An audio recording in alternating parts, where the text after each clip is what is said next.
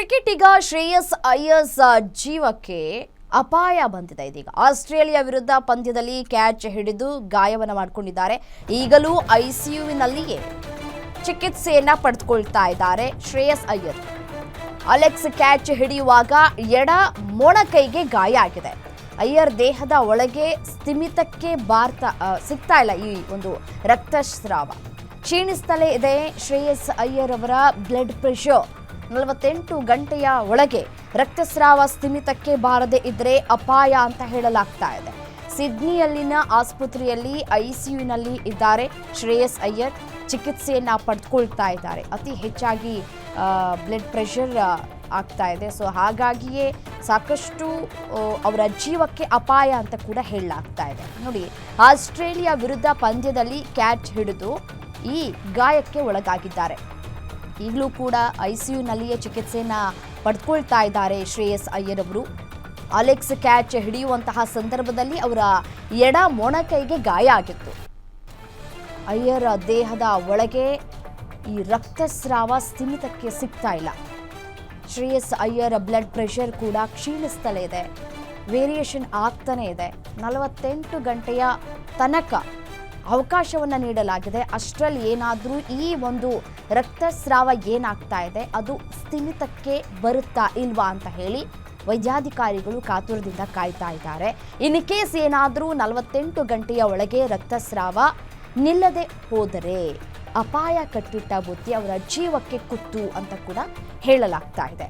ಸಿಡ್ನಿಯಲ್ಲಿನ ಆಸ್ಪತ್ರೆಯಲ್ಲಿ ಐಸಿಯುನಲ್ಲೇ ಶ್ರೇಯಸ್ ಅಯ್ಯರ್ ಅವರು ಚಿಕಿತ್ಸೆಯನ್ನ ಪಡೆದುಕೊಳ್ತಾ ಇದ್ದಾರೆ.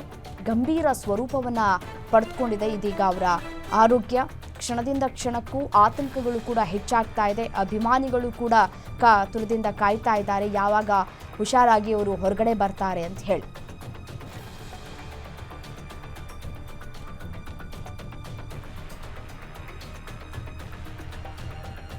ಇನ್ನು ಇದೇ ವಿಚಾರಕ್ಕೆ ಸಂಬಂಧಪಟ್ಟಂತೆ ಮತ್ತಷ್ಟು ಡೀಟೇಲ್ಸ್ ಕೊಡ್ತಾ ಹೋಗ್ತಾರೆ ಕಂಟೆಂಟ್ ಎಡಿಟರ್ ಮಹೇಶ್ ಕುಮಾರ್ ದೂರವಾಣಿ ಸಂಪರ್ಕದಲ್ಲಿದ್ದಾರೆ. ಮಹೇಶ್, ಶ್ರೇಯಸ್ ಅಯ್ಯರ್ ಅವರ ಆರೋಗ್ಯ ಸ್ಥಿತಿ ಈಗ ಹೇಗಿದೆ? ಡಾಕ್ಟರ್ ಏನು ಹೇಳ್ತಾ ಇದ್ದಾರೆ? ಇನ್ ಕೇಸ್ ರಕ್ತಸ್ರಾವ ನಿಲ್ಲದೆ ಇದ್ರೆ ಏನಾಗಬಹುದು ಅಂತ ಹೇಳಿ.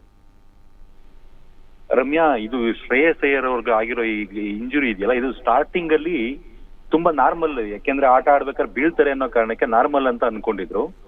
ಯೂಶಲಿ ಬೀಳೋದು ಹೇಳೋದು ಇವೆಲ್ಲ ಕಾಮನ್ ಆಗಿರುತ್ತೆ. ಬಟ್ ಏನಂತಂದ್ರೆ ಆಟ ಮುಗಿದ ಮೇಲೆ, ಫೀಲ್ಡಿಂಗ್ ಎಲ್ಲ ಆದ ಮೇಲೆ ಡ್ರೆಸ್ಸಿಂಗ್ ರೂಮಿಗೆ ಬಂದಾಗ ಆ ಪೇನ್ ತುಂಬಾ ಜಾಸ್ತಿ ಆಗಿದೆ. ಅನ್ಕಂಫರ್ಟಬಲ್ ಆಗಿ ಪೇನ್ ಪ್ರಜ್ಞೆ ಕಳ್ಕೊಳ್ಳೋ ಹಂತಕ್ಕೆ ಹೋಗ್ತಾ ಇದಾರಂತೆ. ಆ ಸಮಯದಲ್ಲಿ ಬಿಸಿಸಿಐ ಸಿಬ್ಬಂದಿಯಲ್ಲಿ ಡಾಕ್ಟರ್ಸ್ ಕೂಡ ಇರ್ತಾರೆ. ಆ ಡಾಕ್ಟರ್ಸ್ ಇಮಿಡಿಯೇಟ್ ಫಸ್ಟ್ ಏಡ್ ಕೊಟ್ಟು ಇಮಿಡಿಯೇಟ್ ಸಿಡ್ನಿಯ ಒಂದು ಹಾಸ್ಪಿಟ್ಲಿಗೆ ಶಿಫ್ಟ್ ಮಾಡಿದ್ದಾರೆ. ಆ ಹಾಸ್ಪಿಟಲ್ ನಲ್ಲಿ ಏನಾಗ್ತಾ ಇದೆ ಅಂತಂದ್ರೆ, ಅದು ಆ ಡಾಕ್ಟರ್ಗಳು ಹೇಳ್ತಾ ಇರೋದು ಇಂಟರ್ನಲ್ ಬ್ಲೀಡಿಂಗು ಕಂಟ್ರೋಲಿಗೆ ಬರ್ತಾ ಇಲ್ಲ.